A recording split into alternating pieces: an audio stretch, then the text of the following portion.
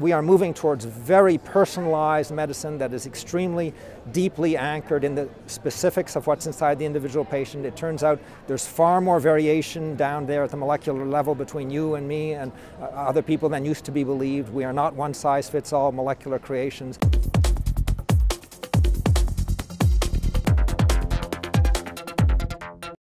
So your book, The Cure in the Code, why don't you tell us a little bit about it? Well, we are witnessing the greatest medical revolution in history. We're reading all the code of our bodies, and we're designing drugs systematically to target. We're getting extremely good at that, and we're now basically decoding human bodies, working out what we have to target. Once we work that out, we are very good at designing drugs to control it now, and we're advancing very fast. There are some major obstacles, but that's where things are headed.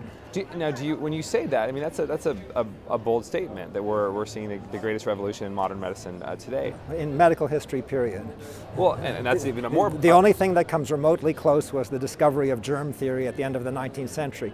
People have been dying of all sorts of things for millennia, and suddenly we could actually see what was killing them. And in very short order, a couple of generations, vaccines and antibiotics transformed things. Now we see everything, not just microbes, but all the molecules that propel everything, and we're learning how to control them, all of them. How do current laws, like say Obamacare, obviously, which is on the top of mind of most Americans, how does that impact this revolution that you speak of?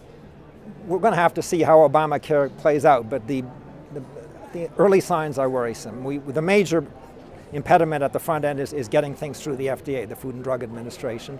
And the problem with that is that they have to regulate wholesale. I mean, it's the federal government. They're trying to decide drugs for lots of people. We are moving towards very personalized medicine that is extremely deeply anchored in the specifics of what's inside the individual patient. It turns out there's far more variation down there at the molecular level between you and me and other people than used to be believed. We are not one-size-fits-all molecular creations, and moving that stuff through a single agency in Washington encounters all sorts of problems. I could speak at length. I've got a book on it. We could touch on some of them, but that's fairly obvious. But the other big problem is simply decoding human bodies. Our biology is very complex. As I just mentioned, it's very variable. It means gathering huge amounts of data and then making sense of it, of these very complex systems. I might add, nobody does it better than the people in Silicon Valley, companies like Google. I'm sorry, if I could choose first, I'd choose the NSA. They're very good at, no, seriously, they're very, very good at finding patterns in very complex data sets. I haven't spoken with them personally, but that's what they exist for.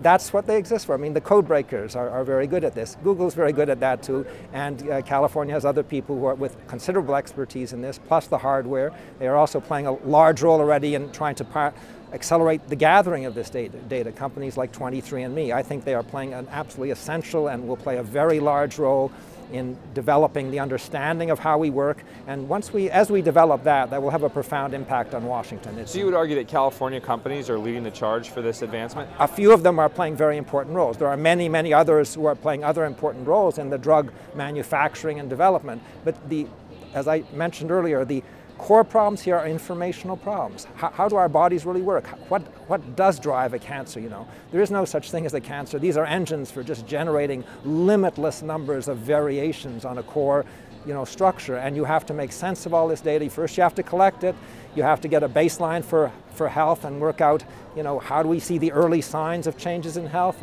Again, 23andMe, Anne Wojcicki, Sergey Brin's former wife and still friendly partner.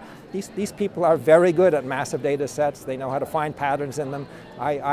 Google, by the way, as you know, has gotten into this. They set up a company, Calico, I think is the name, right? They're going to do the chemistry of aging, which is going to be fiendishly hard. Nobody can do it better than these people. I mean, it's an information problem. We've got the technologies to get the information. We've got to make sense of the patterns now.